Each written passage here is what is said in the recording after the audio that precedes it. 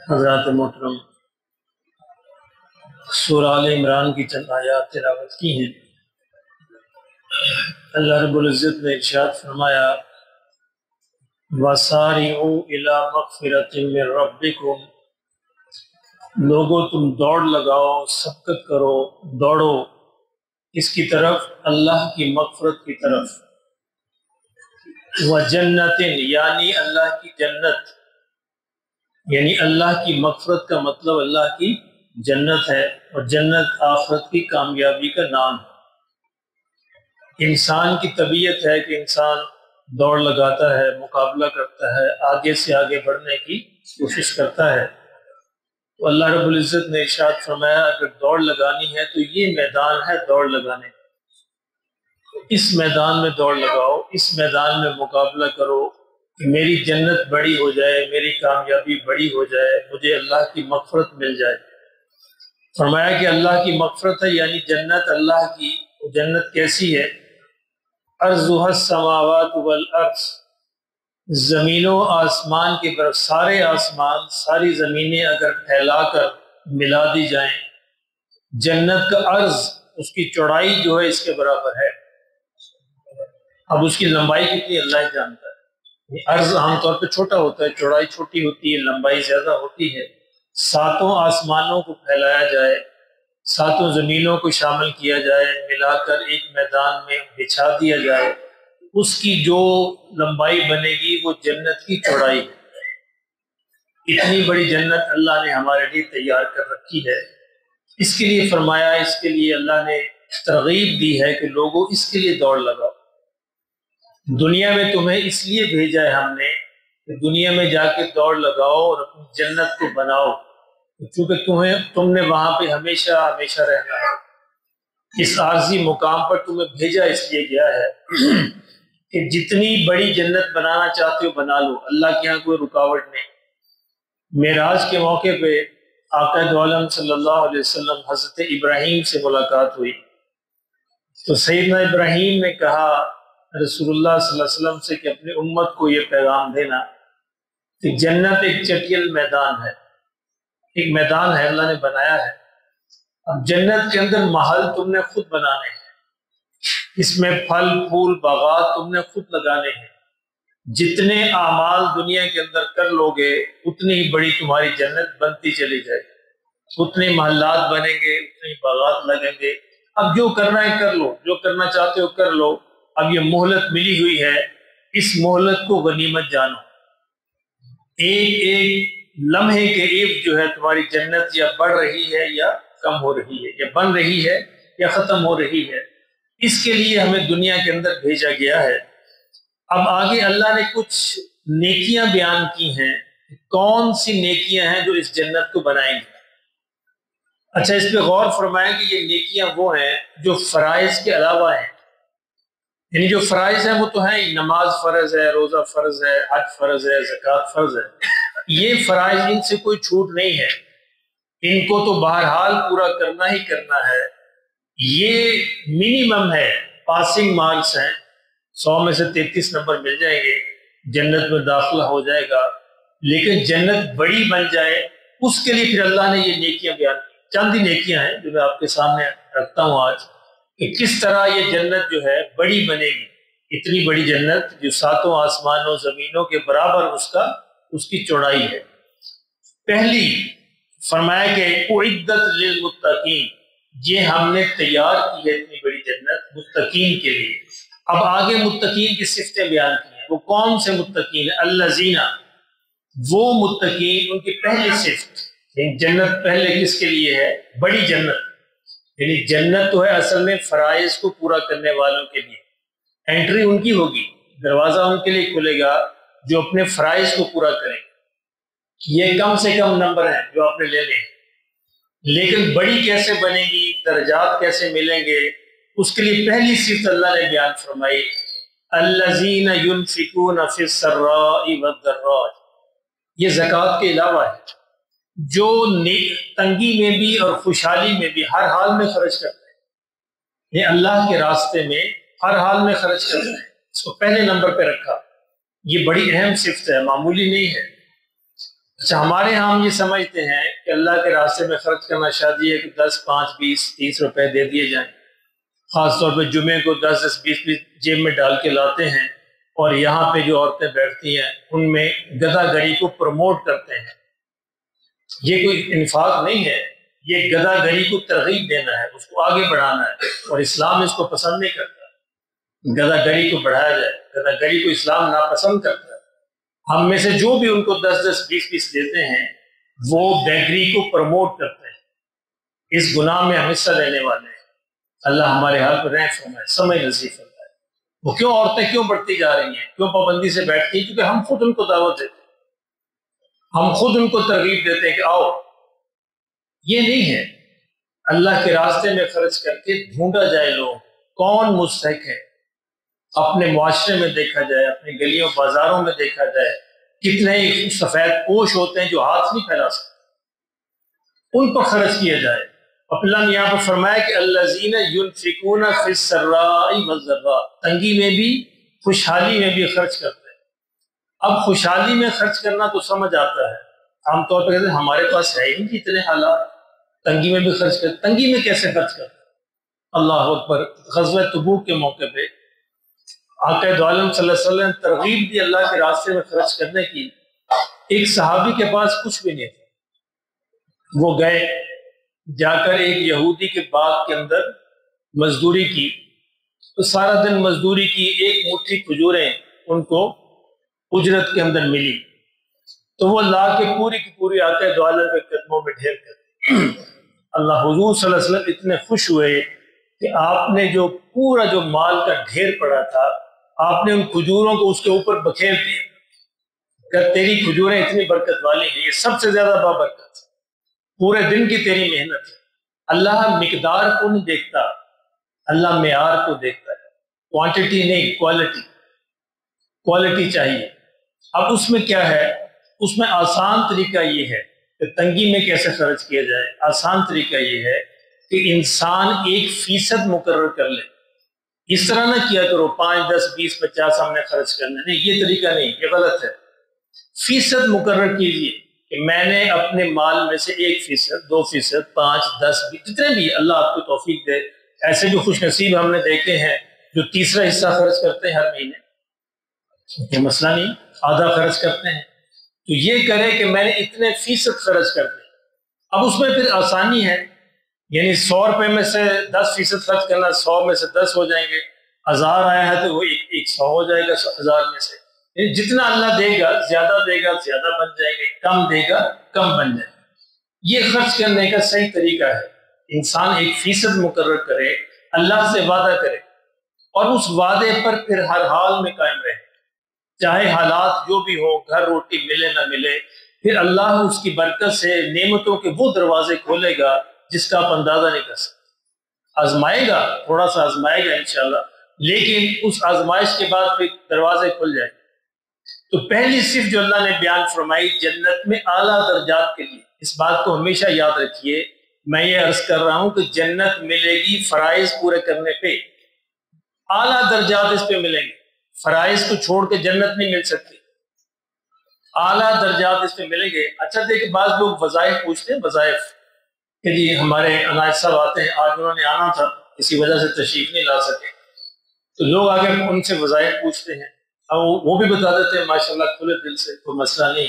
ان وظائف کی کوئی حقیقت نہیں ہے اگر آپ نے فرائض پورے نہ کی، اگر آپ نے نماز پوری نہ کی، زکوٰۃ نہ دی، اور حج فرض حج نہ کیا، روزے نہ رکھے، ان وظائف کی کوئی حیثیت، سارا دن رات تسبیح بیٹھے کریں، ایک نماز چھوڑ دی، اس کی کوئی حیثیت۔ سیدنا عمر رضی اللہ تعالیٰ عنہ نے پوچھا کسی نوجوان کے بارے میں کہ آج وہ فجر کی نماز میں نظر نہیں آیا، خیریت ہے؟ انہیں کہا گیا جی وہ ساری رات جو ہے نفل پڑھتا رہا، ساری رات نفل پڑھتا رہا، فجر میں اس کی آنکھ لگ گئی۔ اللہ، آپ کے چہرے پہ غصے کے آثار ظاہر، آپ نے کہا یہ مجھے زیادہ پسندیدہ تھا اس بات سے، ساری رات سوتا رہتا لیکن فجر کے 2 فرض پڑھتا جماعت کے ساتھ۔ اتنی اہمیت ہے فرضوں، نفل اور چیزیں جو ہیں یہ باقی سب بات نہیں، جو فرائض پورے نہیں کرے گا اس کی باقی چیزوں کی کوئی حیثیت نہیں۔ تو پہلی چیز جس نے زکوٰۃ دی زکات دینے کے بعد پھر یہ خرچ ہے. الذین ينفقون فی السراء والضراء، خوشحالی میں بھی اور تنگی میں بھی وہ اللہ کے راستے میں خرچ کرتے، کبھی پیچھے نہیں رہتے. اور دوسری صفت جنت میں اعلیٰ درجات لینے والوں کی، فرمایا والکاظمین الغیظ، اپنے غصے کو پی جاتے ہیں، کنٹرول کرتے ہیں. اس میں دیکھیے اللہ نے یہ نہیں فرمایا ان کو غصہ نہیں آتا. غصہ آنا انسان کی فطرت ہے، انسان کے بنیادی جذبات کا حصہ ہے. اللہ نے انسان کو جذبات والی شے بنایا ہے نا. انسان روبوٹ نہیں ہے، روبوٹ کو جذبات نہیں ہوتے، کام کرے گا آپ کی طرح لیکن اس میں جذبات نہیں ہے. 7 جذبات ہیں، بنیادی جذبات جو ہر انسان کے اندر موجود ہوتے ہیں. پہلا جذبہ ہے خوشی، دوسرا جذبہ ہے غمی، تیسرا ہے خوف، چوتھا ہے حیرت، پانچواں ہے نفرت، چھٹا ہے محبت اور ساتواں ہے غصہ. غصے کو 7ویں نمبر پہ اس لیے رکھا ہے کہ غصہ اصل جذبہ نہیں ہے، یہ بائی پروڈکٹ ہے، یہ کسی وجہ سے پیدا ہوتا ہے. ناانصافی ہوئی غصہ پیدا ہو گیا، ناانصافی ہوتی انسان کو غصہ آتا ہے. کوئی کسی سے نفرت پیدا ہوئی غصہ آ گیا، کوئی اور دکھ پہنچا، کوئی اور مسئلہ پہنچا، بے بسی ہوئی، ظلم ہوا، غصہ پیدا ہو گیا. تو غصہ بائی پروڈکٹ ہے. غصہ ان اٹ سیلف جو ہوتے ہیں نا جذبات، ہمارے ایلیمنٹری جو جذبات ہیں، بیسک جو ہیں، وہ ان کا حصہ نہیں ہے. 7واں اس لیے اسے 7ویں نمبر پہ رکھا. ایلیمنٹری جو ہیں، جو بیسک جذبات ہیں وہی ہے، خوشی ہے، غم ہے، خوف ہے، حیرت ہے، نفرت ہے، محبت ہے. یہ بنیادی جذبات. تو یہاں پہ اللہ نے فرمایا کہ والکاظمین الغیظ، اپنے غصے کو پی جاتے ہیں، کنٹرول کرتے ہیں. اور میں نے بہت دفعہ یہ عرض کیا، بڑی اہم بات ہے. امام شافعی رحمۃ اللہ علیہ نے ارشاد فرمایا جس کو غصہ نہیں آتا وہ کون ہے؟ گدھا. آپ کو تو یاد ہو گیا، اتنی دفعہ میں نے سنا ہے. جس کو غصہ نہیں آتا وہ گدھا ہے. غصہ آنا چاہیے نا. ظلم آئے، ظلم اس کے سامنے، انسان کے سامنے ظلم ہو رہا تو غصہ نہ آئے، اس کا مطلب وہ بیکار انسان ہے. اس کے سامنے اس کے والدین کی بے عزتی ہو رہی ہے، اس کو غصہ نہ آئے، اس کا مطلب بیکار انسان ہے. اس کے سامنے دین کی توہین ہو رہی ہو، غصہ نہ آئے، بیکار آدمی ہے. آنا چاہیے لیکن کنٹرول میں رہے، حد سے نہ نکلے. یعنی آپ کا دو عالم صلی اللہ علیہ وسلم کو غصہ آتا تھا، کتنا آتا تھا کہ چہرہ مبارک سرخ ہو جائے، بس اس سے آگے نہیں. چہرہ مبارک سرخ ہو جاتا، زبان سے کوئی غلط الفاظ نہیں نکلتے تھے معاذ اللہ، اور کچھ بھی نہیں. اور وہ بھی دین کی کسی بات پر، یعنی دین کا کوئی حکم ٹوٹ رہا ہو. جس سے دین کا حکم ٹوٹا، قریش کی ایک بڑی معزز عورت تھی، اس نے چوری کر لی. بن مخزوم کی عورت تھی، چوری کر لی. اب لوگوں نے یہ پلان کیا کسی طرح اس کی سفارش کی جائے، اس کو بچایا جائے، چوری ہاتھ کاٹنا ہے. انہوں نے حضور کے بڑے چہیتے صحابی حضرت اسامہ کو بھیجا. اسامہ ابن زید، زید کے بیٹے، زید آپ کے منہ بولے بیٹے ہیں، ان کے بیٹے اسامہ سے بھی آپ کو بڑا پیار تھا. ان کو بھیجا سفارش کے کہ جا کے حضور سے سفارش کرو. وہ گئے، نبی صلی اللہ علیہ وسلم نوجوان تھے، نہیں سمجھ آئی، چلے گئے سفارش کرنے کے لیے. حضرت ام عائشہ صدیقہ رضی اللہ تعالیٰ فرماتی کہ حضور کا چہرہ اقدس سرخ ہو گیا، غصے سے آپ کا چہرہ اقدس سرخ ہو گیا. بولے نہیں، اور آپ ممبر پر تشریف فرما، کہا لوگوں اکٹھے ہو جاؤ. ممبر پر چڑھے مسجد نبوی میں، اور چہرہ مبارک سرخ تھا. اور آپ نے کہا کہ لوگوں، پچھلی قومیں اسی لیے تباہ ہو، ان کے کمزور جب ظلم کرتے تھے، کمزور جب کوئی جرم کرتے تھے تو ان کو سزا دیتے تھے، اور طاقتور جب جرم کرتے تھے تو ان کو بچا لیتے تھے، ان کی سفارشیں کرتے تھے. آج ہمارے معاشرے میں یہی ہو رہا ہے. یعنی قانون جو ہے صرف کمزور کے لیے، طاقتور کے لیے نہیں. وہ معاشرہ بالآخر تباہ ہوتا جس میں یہ چیزیں پائی جائیں. تو آقا دو عالم صلی اللہ علیہ وسلم نے یہ ارشاد فرمایا، اللہ اکبر. اور یہ وہ موقع جب آپ نے فرمایا لوگوں میری بیٹی فاطمہ بھی چوری کرتی ہے معاذ اللہ، میں اس کا بھی ہاتھ کاٹ، اس کی سفارش لے کے آیا. اس کی سفارش کی کیا حیثیت؟ قانون سب پہ لاگو ہوتا. قانون کی قدر کیوں نہیں ہوتی؟ کہ قانون لاگو نہیں ہوتا اور سب پہ نہیں ہوتا، کسی پہ ہوتا ہے کسی پہ نہیں ہوتا. تو یہ میں عرض کر رہا ہوں کہ حضور صلی اللہ علیہ وسلم کو بھی غصہ آتا تھا، لیکن کیا ہوتا تھا؟ کنٹرول کے اندر. بس صرف چہرہ مبارک سے اس کے آثار ظاہر ہوتے. اپنے لیے کبھی آپ نے غصہ نہیں کیا، کبھی اپنے لیے نہیں غصہ. سیدنا انس کہتے ہیں میں 10 برس حضور کی خدمت میں حاضر رہا. 10 برس معمولی نہیں ہوتے. خدمت کرتا رہا آپ کی. ایک موقع بھی کہا ایسا نہیں ہے کہ آپ نے کبھی مجھے غصے سے بلایا, کبھی غصے سے کچھ کہا. میں نے کئی کام خراب کیے, گھر کے کام کرتے تھے, ملازم تھے, میں نے کئی کام خراب کیے, کبھی جان بوجھ سے کیے, کبھی ویسے بھی. اور نبی صلی اللہ علیہ وسلم ہمیشہ مسکراتے تھے, اپنی ذات کے لیے کبھی کسی سے غصہ نہیں کیا. لیکن دین کی کوئی بات ہو, اللہ کی حد ٹوٹ رہی ہو, تو پھر آپ کے چہرہ اقدس پہ اس کے آثار ظاہر ہوتے ہیں. اس لیے امام شافعی نے کہا کہ جس کو غصہ نہیں آتا وہ گدھا ہے, اور جس کا غصہ دور نہیں ہوتا وہ شیطان ہے. غصہ آ جائے ٹھیک ہے, ہو جائے, ہو گیا, لیکن دور کر لینا چاہیے, دور ہونا چاہیے. غصہ جس کا دور نہیں ہو, شیطان کا غصہ چل رہا ہے نا ہمارے خلاف, یعنی شیطان کو ہماری وجہ سے دھتکارا گیا, تب سے لے کر آج تک ہمارے پیچھے لگا ہوا. اس کا غصہ دور نہیں ہوا کہ میں ان کو جہنم میں پھینکوا کے چھوڑوں گا. تو اللہ رب العزت نے فرمایا کہ مومنین جن کو جنت میں اعلیٰ درجے ملنے ہیں, ان کی صفت یہ ہے کہ وہ غصے کو کنٹرول کرتے ہیں, غصے کو پی جاتے ہیں, بے قابو نہیں ہوتے. اللہ اکبر, اس سے بڑی مثال نہیں مل سکتی جو سیدنا علی رضی اللہ تعالیٰ عنہ نے ہمیں دکھائی. سیدنا علی رضی اللہ تعالیٰ عنہ ایک جنگ کے اندر ایک کافر کو ڈھیر کیا, اس کے سینے پر بیٹھ گئے, اس کو قتل کرنے لگے. اب یہ اتنی اہم بات ہے کہ یہ آپ کو بتائے گی کہ اپنے لیے غصہ کیا ہوتا ہے اور اللہ کے لیے کیا ہوتا ہے. اس کو قتل کرنے لگے تو اس نے چہرہ مبارک پر تھوک دیا, اللہ اکبر, تلوار پھینک دی, نیچے آ گیا, چھوڑ دیا, اس کو معاف کر دیا. لوگوں نے پوچھا علی یہ کیا ہوا, تم تو اس کو قتل کرنے لگے تھے. فرمایا پہلے تو میں اللہ کے لیے کر رہا تھا, اپنے لیے تھوڑا کر رہا. جہاد تھا, جہاد میں نے اس کو گرفتار کیا, اللہ کے لیے کر رہا تھا. جب اس سے میرے چہرے پہ تھوکا تو میرا غصہ شامل ہو گیا اس میں. اب میں اس کو قتل کرتا تو اپنے لیے کرتا, میرا اپنا بھی اس میں شامل ہو جاتا, اس لیے میں نے چھوڑ دیا. اس سے آپ اندازہ کر سکتے ہیں اپنے آپ میں کہ میرا غصہ کس کے لیے, اللہ کے لیے ہے, یہ اپنے آپ کے لیے. اگر اپنے لیے پھر تو ہمیشہ معاف کرو, ہمیشہ معاف کرو. حضور کی سنت یہی ہے صلی اللہ علیہ وسلم. اور اگر اللہ کے لیے ہے تو پھر بھی اس کو کنٹرول کے اندر رکھو, قابو سے باہر نکلنے نہ پائے. حضرت معاویہ تھے یا حضرت حسن تھے, دونوں روایت کے اندر آتا ہے, کھانا کھا رہے تھے, کھانے کے لیے بیٹھے, ملازم جو ہے کھانا لے کے آیا. اب اس کے ہاتھ سے برتن چھوٹ گیا اور وہ برتن گرا ان کے بچے کے اوپر. اب ظاہر بہت شدید صدمہ تھا, شدید چوٹ لگی. بعض روایت میں تو آتا ہے کہ بے ہوش ہو گیا, بعض میں آتا ہے فوت ہو گیا, اللہ بہتر جانتا ہے. بہرحال اب وہ ملازم تھا, ملازم بھی ان کا تھا, بڑے گھروں کے ملازم بھی بڑے ہوتے ہیں, اللہ کسی بڑے گھر کا ملازم بنا. سیدنا حسن نے ان کی طرف دیکھا, غصے سے دیکھا, وہ بھی ان کا ملازم تھا. کہنے لگا یا حضرت والکاظمین الغیظ, وہ غصے کو پینے والے ہیں.